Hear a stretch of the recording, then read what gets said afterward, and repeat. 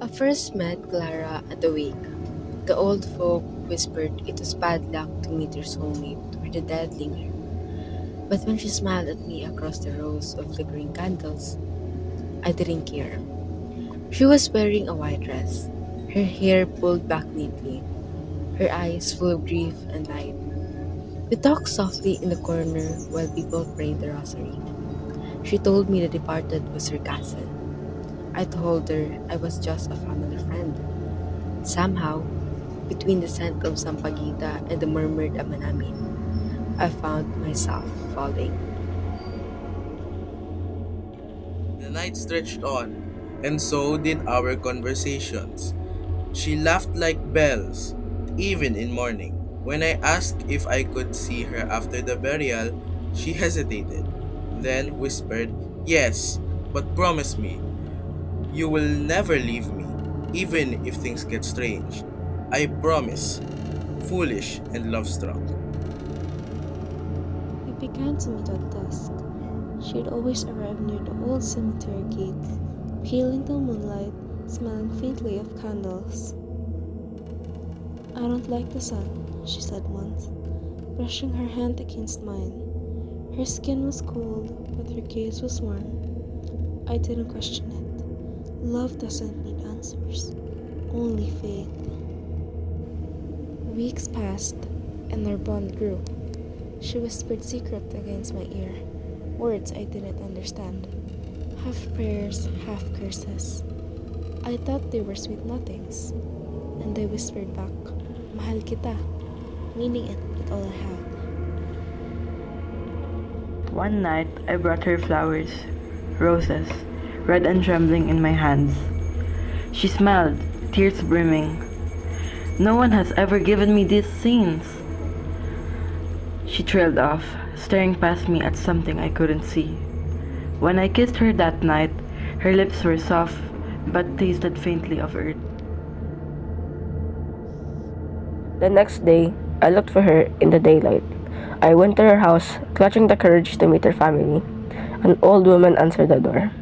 "Clara?" she repeated, eyes wide. You mean my granddaughter?" I nodded eagerly. The woman's hand shook as she pointed to the altar inside. A framed photo rested among candles and fresh flowers. Clara's photo. She died a month ago. My heart stopped.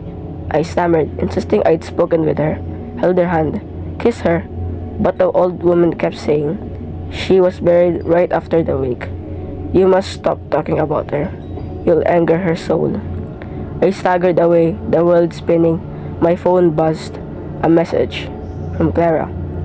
"Meet me tonight. Don't be late." I went. Of course I went. Love makes fools of us all. She was waiting at the cemetery gates, just as always. Her smile was the same, her eyes were the same. Only her shadow was gone.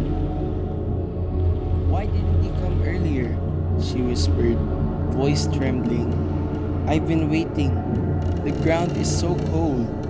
The prayers keep pulling me under. Don't leave me there."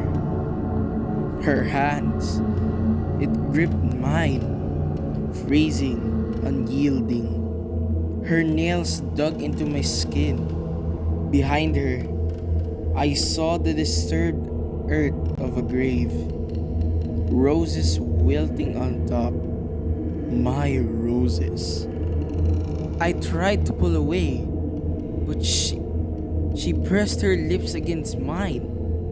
Desperate, hungry, this taste of soil filled my mouth, choking me. Her voice, once sweet, cracked with anguish. "You promised me, even if it's strange." Then, the world darkened. I felt myself sinking, not into her embrace, but into the earth itself. Dirt pressed into my lungs. Prayers echoed from above, muffled by 6 feet of soil. The last thing I saw before darkness was her face, serene now, lying beside me in the grave, her hand clasped in mine, and she whispered lovingly, "At last, forever."